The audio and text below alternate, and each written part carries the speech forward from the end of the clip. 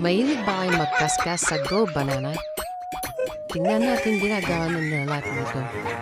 Kung makukuha niya ang 500,000 pesos sa pagkaskas lang ng Go Banana. Kung makikita natin siya, nakaskas niya pa isa-isa ang Go Banana. Kanyang pinili. Tatlong tirasong Go Banana kanyang pinili.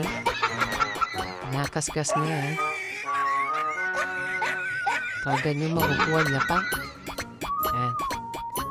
Kitang-kita naman ang kinakaskas niya talaga. Ang Go Banana. Makikita talaga niya. Ang Go Banana kinakaskas niya.